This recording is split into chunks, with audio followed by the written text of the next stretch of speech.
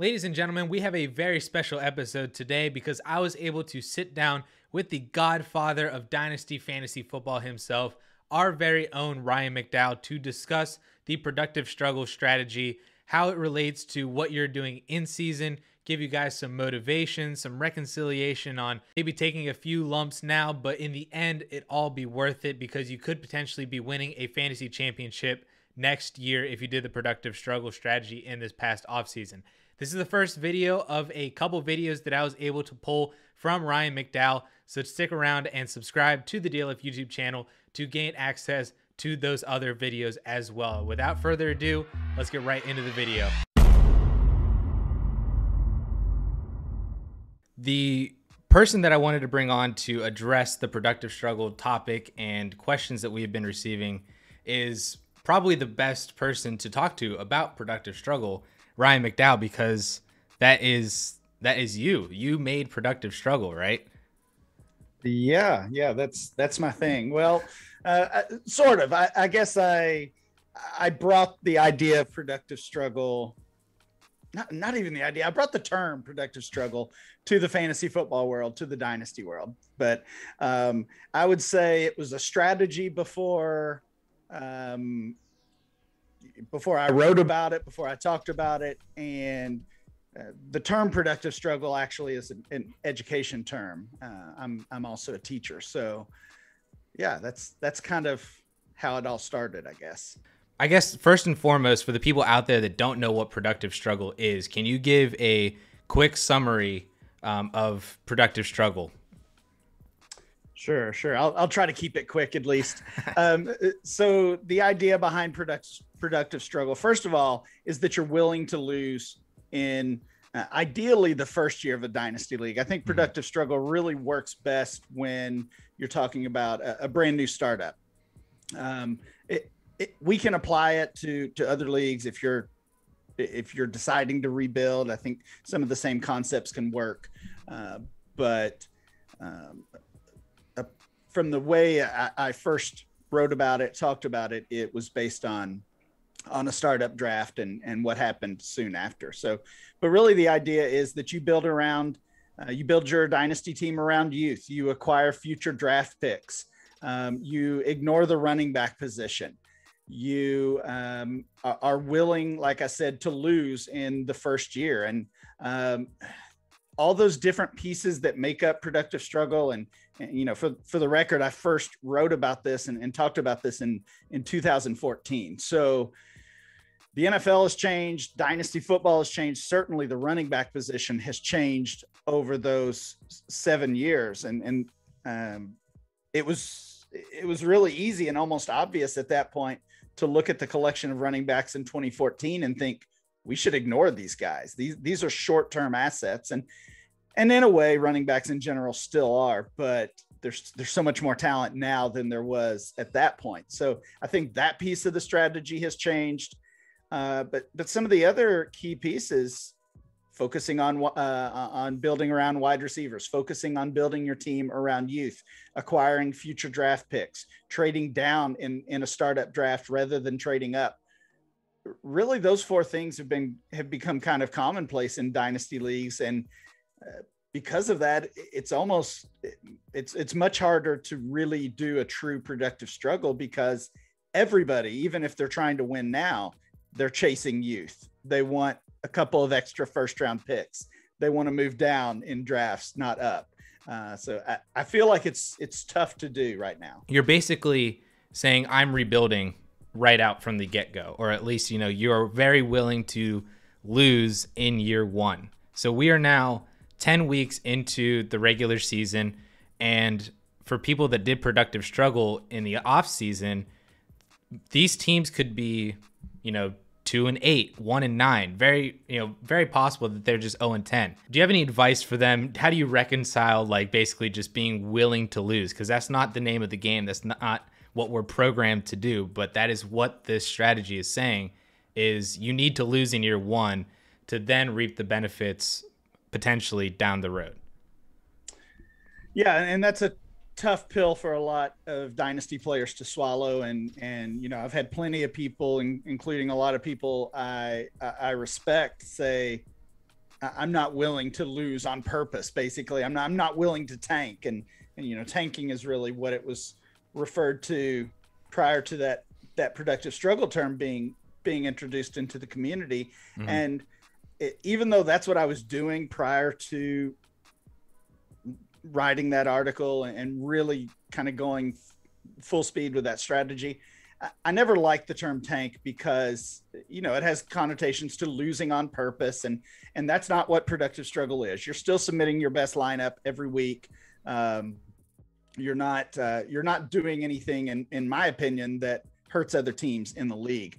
And it's really one of those things, like, I don't necessarily try to talk people into that strategy. If you're not willing to lose, there's lots of strategies in Dynasty, lots of ways to build a team that can be successful. So,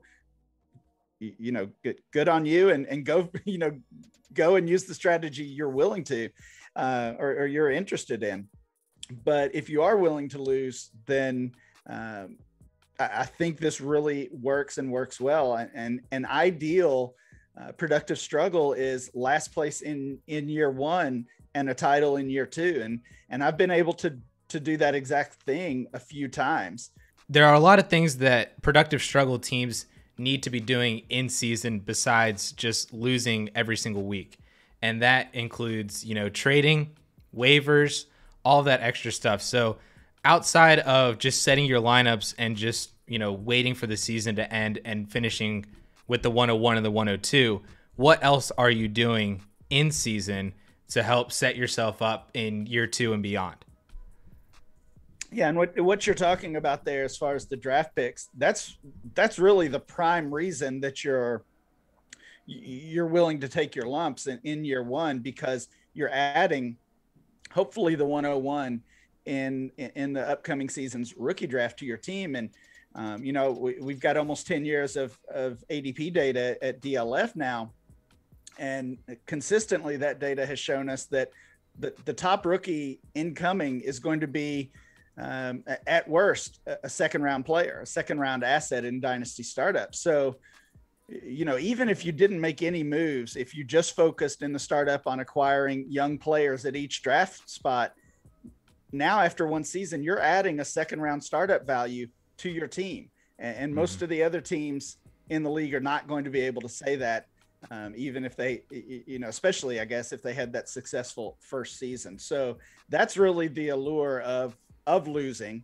I like that you pointed out that it's a productive struggle. You got to keep in mind that there's an end game here, right? There's a purpose, because again, that productive struggle term is from the education world, and we see students struggling, working on their own and struggling. And, the kind of gut instinct is to step in and help them. And that's not always the best thing. Sometimes you let them struggle because they're working through the idea, they're working through the problem, whatever it might be at that point. And you can see the process is working. Maybe it's going to take a while. Maybe they're working for an hour on one math problem, but they're getting through it. They're making mistakes. They're fixing those mistakes, etc. But in the end, they are successful, and the entire process is productive. Unfortunately, we don't see that with every student. And we can apply that to Dynasty teams as well. Every bad Dynasty team is not a productive struggle, not even close. I see that thrown around, that I'm in a productive struggle. And it's like, are you really? What are you doing? Because if you're in a successful, or what will hopefully be a successful productive struggle, you should really be the most active manager in your league, the most active team in your league. You mentioned some of the things: making trades, working the waiver wire. I think the waiver wire is so important in this situation. And sometimes I think the assumption with productive struggle is you're not worried about veterans. Like maybe a few weeks ago, you wouldn't have picked up Adrian Peterson or someone like that. Absolutely, you would. Pick up anybody, or really, even if you want to go back to the startup, draft anyone that you think can gain value. That's really kind of the name of the game, is acquire assets, acquire players that you think will gain value, with the idea of being able to to flip them and add even more value to your team.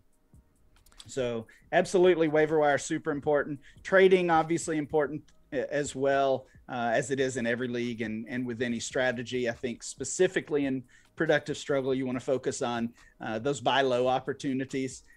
You know, a player is off to a slow start, but he either has the track record that we trust, or it's just a prospect that you are still interested in. I do think we can get in trouble sometimes with the idea of buying low on every rookie or every prospect.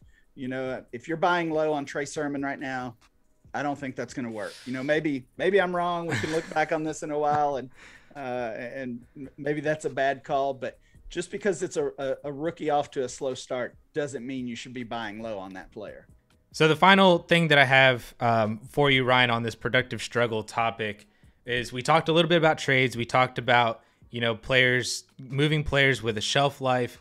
And then we also kind of briefly glossed over acquiring draft picks. You know, those are like the key gold tickets in Dynasty is first round picks, future picks, being able to hoard a bunch of those. I'd imagine that is one of the biggest aspects of productive struggle. You're trying to do that in, you know, the startup draft. You're moving down, acquiring future draft picks. Does the rookie class itself, or I guess the kind of the narrative or how we view a rookie class, does that impact how you are collecting first round picks? So like, for example, and the reason really I bring this up is we're not really all that into 2022, or at least not in terms of how we viewed 2020, how we viewed 2021, and how we are viewing 2023. So does that kind of change how you're collecting picks? Would you rather collect picks for a future class that's 2 years in the future but looks better than the next incoming class like 2022? Or are you just collecting as many firsts as you can because at the end of the day, those are first round picks. April and May come around, people are still, you know, really into rookie fever, and you can still capitalize on that. What is your view on that? Yeah, that's the answer, the latter there. And I really kind of view it the same as acquiring players. Like I just want I want as many players with talent as I can, and I kind of focus on, as I said earlier, the wide receiver position. But again, any player that I think is going to gain value, I'm willing to invest in them and hopefully at some point flip that player if I don't see them as being really a cornerstone asset of my team. It's the same thing with picks, and not just first rounders. You know, give me all the second rounders and third rounders I can get, stack those up, because those picks together can become first rounders. So yeah, I think it's always important to look ahead to those upcoming draft classes, have an idea of what's coming up, certainly the strengths and weaknesses of the class and some of the key players. But in this specific example, I wouldn't necessarily be turning down 2022 picks with a focus of trying to get 2023. Just give them all to me, as much as I can get. So that will do it on the productive struggle episode. I thought it was awesome. I thought it was amazing to pick the brain of Ryan McDowell, the man himself who coined the term productive struggle, and get his understanding and how he utilizes that strategy both during the startup and in the actual regular season for NFL. So like I said at the beginning, stick around and subscribe to the DLF YouTube channel because I have a couple more episodes coming with Ryan McDowell and picking his mind on a couple other Dynasty topics that you do not want to miss. So hit that subscribe button, ring that notifications bell. And with that all being said, guys, thank you all so much for watching. We'll catch y'all later.